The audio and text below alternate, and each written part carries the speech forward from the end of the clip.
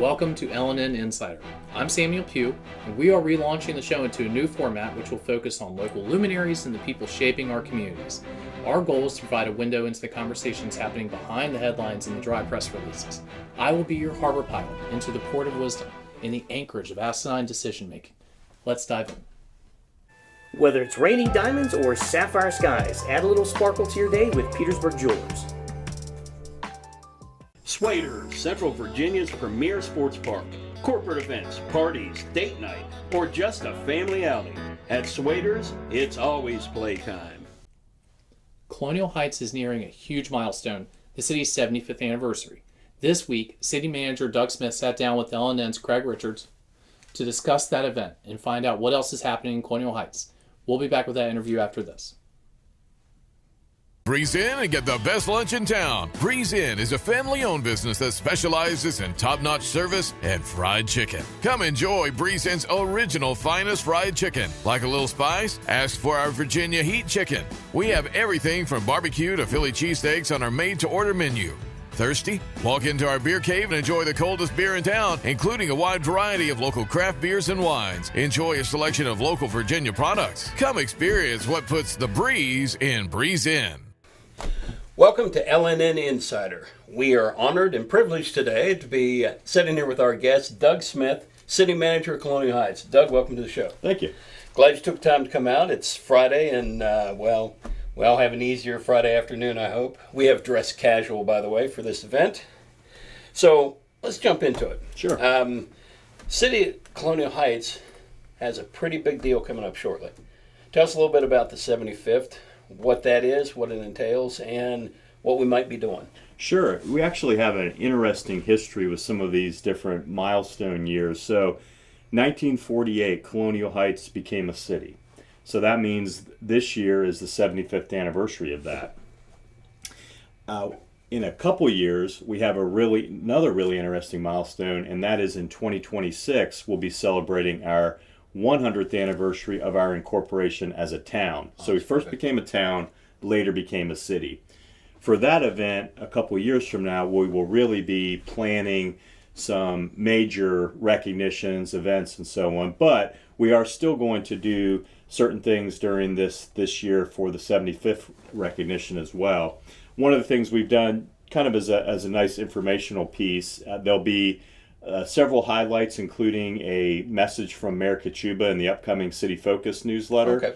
We also have a web update on our community spotlight right on the homepage of our website that has some basic information, but it also links to a series of videos that were done for the city's 50th anniversary. And if you've never had a chance to see those, it's really those done 25 years ago now, obviously, but people who at that point were reminiscing, thinking back to previous history of Colonial Heights, maybe where certain businesses were located. There was a farm here. It's a really good look back at some of that past 75 years in terms of the first 50 years. So that's a nice resource for people to take a look at. Any 75th parade where you need a parade marshal, anything like that? We won't have a separate parade, but what we may do during the Christmas parade this year for the city float is we may incorporate some 75th anniversary theme. We've talked about creating a 75th anniversary Christmas ornament that we could provide to employees, cool. Offer for sale to the public. So we may be doing some of those types of things. Of course, City Council at an upcoming meeting will do a resolution in honor of the 75th anniversary of the city. So we'll be doing some of those kind of activities. And then, like I said, gearing up to several years from now for 2026, the 100th anniversary recognition of our town and corporation. So it is possible there may be the Doug Smith Christmas ornament that we can all hang on our trees? I'd look for something more along Colonial Heights 75th. Oh, okay. Well, yeah, if we want to go that way, sure. Let's jump into something else I've been kind of fun with. My wife and I have been traveling up to the middle school, and a new phenomena across America has been pickleball. It's been going crazy. Kind of bring this up because just about any evening you travel out, the pickleball courts at the middle school are packed out. Monday night, we had some 40 people there playing on 6 different courts. So why do you think it's so popular, especially in Colonial Heights? And How is there city involvement with that? Parks and Recs doing some things. Tell me a Sure. little bit about that. So first of all, and I've had the opportunity to play pickleball myself, and I think one of the reasons it's we have not went head to head yet. No, not So, yet. Not yet. Maybe coming up. Yeah, it's a big tournament. You'll get the announcement. Big promotion. But I think one of the reasons it's so popular is it just really covers almost any age group. And I think that's one of the things that's really neat about those Monday night events that Roger Underhill from our recreation department has helped set up. As you mentioned, they're really real open, come and learn how to play type of a format where even if you've never played pickleball, you can come out and just start learning, and they'll start teaching you things the more that you go. Doug, you've been on the courts. Doesn't it fascinate you with the age gaps? I mean, you see seniors, you see men, women, you see kids out there playing. Why do you think it's captivating so many people? I think it's just, well, first of all, the part that I think is really neat about it is what you just said, that it's all these different age groups and everybody can play together. And it's just the way it's designed that it doesn't matter how much you've played or really even maybe how athletic you are.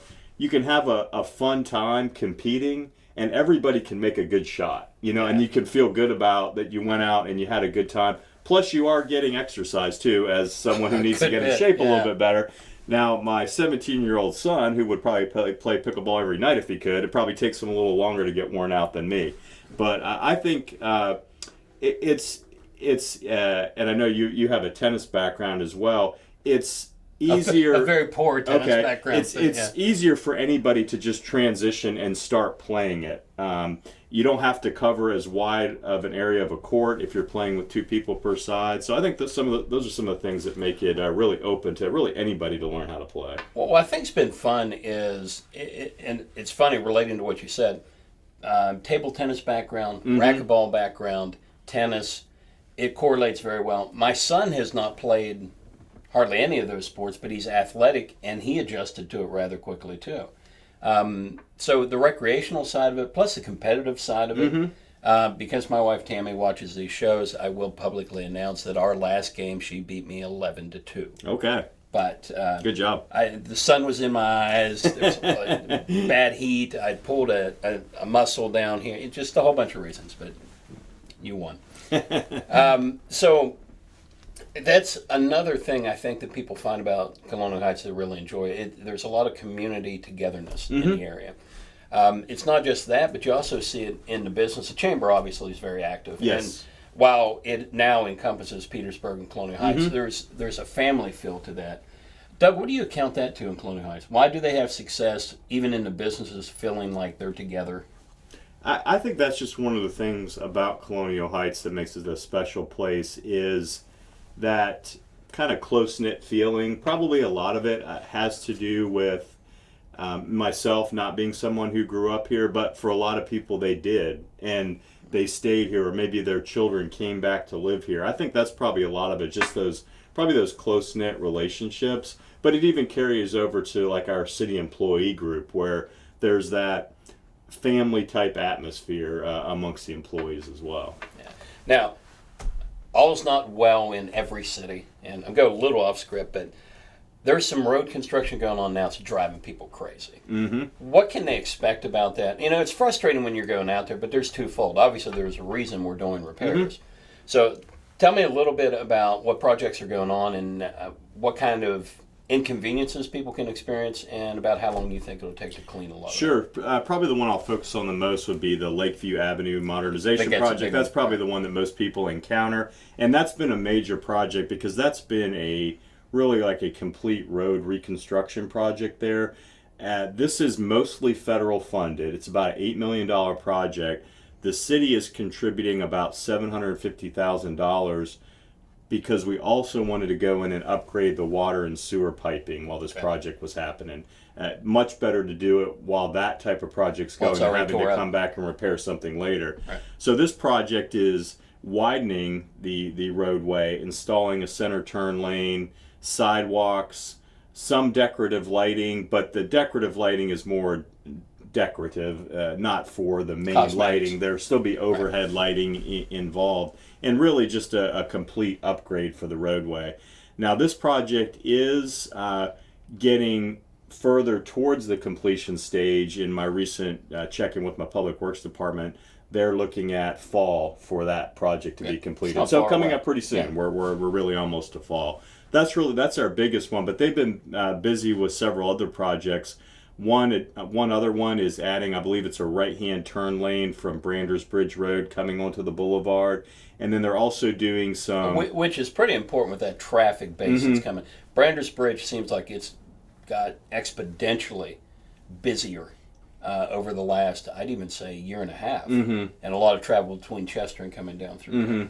So and then also intersection improvement at Westover and the boulevard as well. That one is going on right now. So that may be another area where travelers notice a little bit of delay, but traveling along the boulevard as I was coming here, there was really no significant slowdown going through that area. Now also, I think about 6 months ago, correct me if I'm wrong, but we were in a council meeting and there were maps put out and they judged the conditions of the different streets in Colonial Heights and they prioritized them. You were kind of working off of that program from last year sometime when you did that report, aren't you? Well, they do some pavement analysis every so often. There was a project that we did recently that was actually going in and we did evaluation of our sewer piping in a lot of the city. Okay.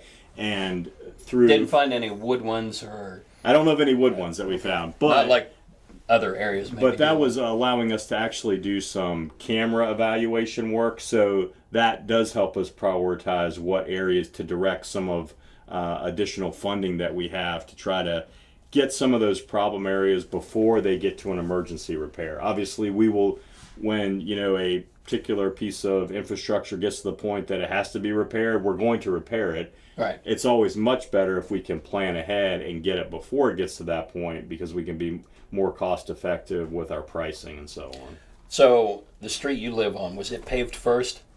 No. No, okay. It hasn't been paved since I've lived here. I can say that. So in some cases that may be very bad. So, okay. All right, so apparently you're coming before Doug. That's a good sign. All right, let's move a little bit into a couple other discussions that have been hot buttons.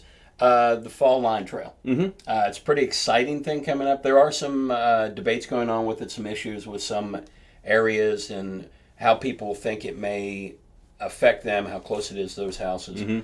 But overall, the campaign's a pretty exciting thing for the entire area. Tell us a little bit how it affects Colonial Heights and what people can expect. Yeah, I think the concept of the Fall Line Trail, if individuals have not heard of it, is to have a regional trail network that would go from Petersburg to Ashland, would be very similar to the Capitol Trail that runs from Richmond to Williamsburg, with it being that, at least a lot of it, that wide paved type of a multi-use trail, great for biking, walking, jogging, and all those types of uses.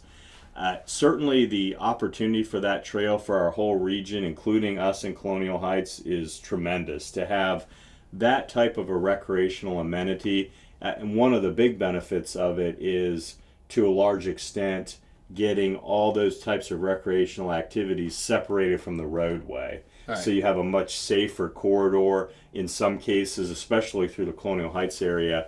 Some nice wooded areas as well. Potential for a great lake crossing by the Lakeview Dam as well.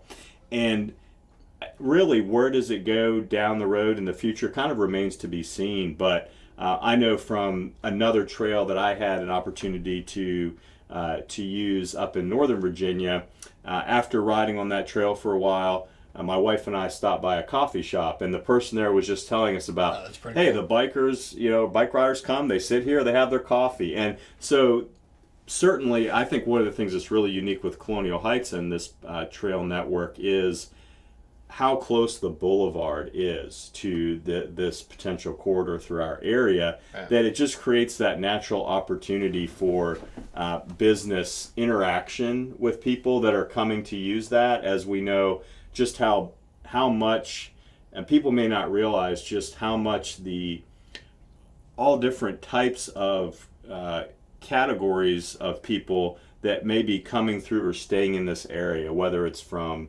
Fort Gregg Adams, Virginia State, or a lot of times maybe it's just the traveler going through the area. Right. because we have so many amenities here. A lot of the reason we have those amenities is because it's a central location for people to stop or visit as they're going somewhere. Well, currently right now, I think the paved trail, you go just across the bridge between Petersburg and Colonial Heights, and the trail is actually coming underneath the overpass because it starts to the park that's on the backside. And that would be our current Appomattox River Greenway Trail on our side of the river, correct, that we do currently run from Roslyn Landing Park up to Appomattox Park. How would that hook into the Fall Rail Trail? So the concept would be if the alignment is conducive to us when that gets finalized, to connect the current Appomattox River Trail to the Fall Line Trail with a project that we would call the Appomattox River Greenway Trail Phase 6 that would do that next connection piece. The last completed piece of the trail that we did actually carried it more in that direction. Sure. So it's not as far of a reach to then connect it to the Fall Line Trail, which then just gives more opportunity for access for people to then join into that larger trail network. Where's the planned connection between Colonial Heights and Petersburg? Where would it come across the river? Well, the concept design that this may have been the one that was shown kind of in the public hearing. It would be somewhere around Harvell Dam area, maybe. Exactly where that's going to be laid out will have to, I guess, remain to be seen and designed. There was an idea to have the best concept would be a separate pedestrian bridge that would be there for that. Isn't there the residue of the foundation of an old railroad bridge that actually, I think, connects at Pocahontas Island and goes right over to the trail now? That's another connection that has been explored. Which is a beautiful place. And that one, landscape. that concept was part of a grant application that the city supported. That concept as well, and that may be another connection that's able to come in. So it's possible there may be multiple connections. There could be, on it too. and that's probably the best in terms of individuals that design trail networks to have, like that could create some type of a loop system as well. I think which is always going to be good for walkers, bikers, joggers, a great piece. Absolutely. All right, a while back there was another topic we had going on. There was a possibility of residential housing at South Park Mall. Something we're seeing in Chesterfield, Midlothian, seeing a lot of that combination of major retail outlets and then possibilities of housing. That did not come through, although I was a proponent of that. It seemed like a really good idea and a unique use of space. The mall has struggled to some degree, and economy, even public perception of malls, a lot of those things have been a challenge for South Park. But as we're going forward, how do you see it in the future of Colonial Heights, and what's kind of happening around it? There's a lot of exciting things with it. Yeah, there are a number of projects going on around the mall. One of those is around the Ring Road area near the mall, right there on the Temple Avenue access point. We have built within the last number of years Longhorn Steakhouse. There's a couple development projects in the works on either side of that. One is in the parking lot that's between the Chipotle area and Longhorn. That's actually site work being done right now for a drive-through Panera restaurant to go right there, and then they'd have that frontage right on Temple Avenue. Then on the other side of Longhorn, on the Ring Road side, there's a concept to put a Popeyes location right there. So that would be using some of that open parking space that's in that shopping center for additional restaurant development. And maybe more of that can occur down the road in the future. Longer term projects for the mall will just remain to be seen on what ultimately happens with future development. But it is good to see additional development occurring in the area for sure.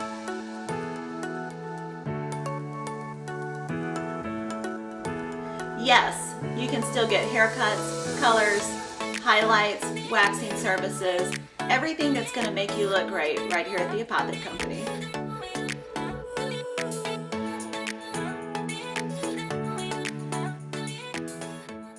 When it was Seth's turn to pay for gas on the annual boys' trip, he had to act fast to avoid a very awkward car ride. Luckily, Seth was able to transfer the cash with his phone. In that very moment, we were the bank of Seth. BSB, the bank of you. Yeah, the Popeyes is a fairly likely possibility that's going to be complete, is it not? They've done I think they've already done the subdivision for the property there. So I don't know where it's at in all the planning process, but has already had some of the preliminary work done for it. Shout out to Brian Moore, the Director of Economic Development in Petersburg, who is, I believe, the biggest Popeye fan. He's mentioned a lot of projects coming up. Hopefully that gets there, and maybe Brian can talk him into putting one here in Petersburg as well. Okay, so an interesting piece that came up. I've watched several movies, and it's funny. A car pulls beside a fire hydrant. The guys can't find anybody that has it, so they bust the windows out, run the hose through. And that's actually a real thing that's occurred in a lot of places. But Colonial Heights is going to do something a little different. I understand the fire chief may be able to write parking tickets. That's right. This was actually a concept that was brought forward from the fire chief, and an ordinance that... Wait, does he get commission on the checks? No, he wouldn't get that. Okay. No. It's gone through first reading with the city council already. What it would do is allow the fire chief or his designee to write parking tickets for fire lane parking violations. Right. As we know, sometimes you may see a vehicle that's stopped at the grocery store and it's just sitting in the fire lane. So this would give not just the law enforcement officers the opportunity to write a citation, but it would allow the fire chief or designee to. So it just kind of broadens that group a little bit that can help address that issue. It's a unique way to come at that issue. And it certainly makes sense because those guys are there all the time. They're going to see those infractions. Mm-hmm. How much of an issue is that in Colonial Heights? I don't know that we have a track on how many of that specific subset of violation they've written, so I can't really say on that piece. Doug, when did you first come into Colonial Heights as the for city manager? So I started here in March of 2017. Okay. So when you came in, like everybody does, you have some goals, some ideas, and some directions you want to go. What are some things that you had in your mind coming in that you've actually seen come through, and what are some challenges or some areas that you still want to do yet? Well, I'll kind of jump to the second part first. One of the things that's been a really neat opportunity here recently is we've started something where we'll set up a small department group meeting, and we'll do a breakfast type format for the employees, and that gives me an opportunity to talk with the staff at the site, in some cases of their department location, share some updates, some things we have going on. One of the recent ones with the support of City Council that we now have listed on our website is a new vision and mission statement. The mission statement being along the lines of providing exceptional services to our community each and every day. So I like a short statement like that that's easy to remember. So starting to communicate that to the employees, but also getting has more room on a t-shirt. That's right. Also getting some feedback from them on what are the core value things that they value as employees, such as respect, integrity. So we'll take that and then consolidate that into a list of what we'll publish for our staff as our core values that they help to develop that. So a lot of team building in inter-department, inter-city workings. In addition to that, we're working on doing some really just the informal employee event, like a get together for a small cookout and play some cornhole.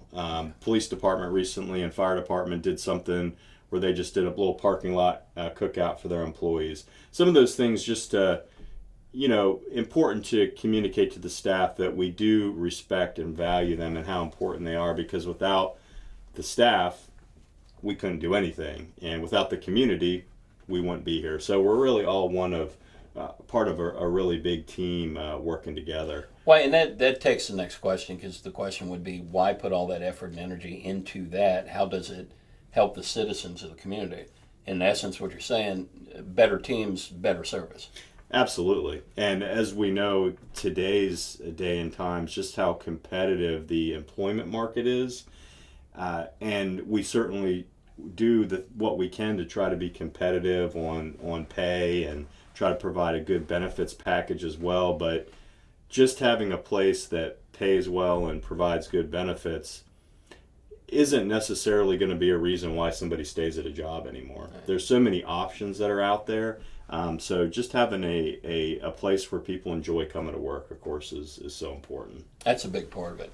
All right, Doug, you represent Colonial Heights. Obviously, you love it. You've been here for a long time. Mm-hmm.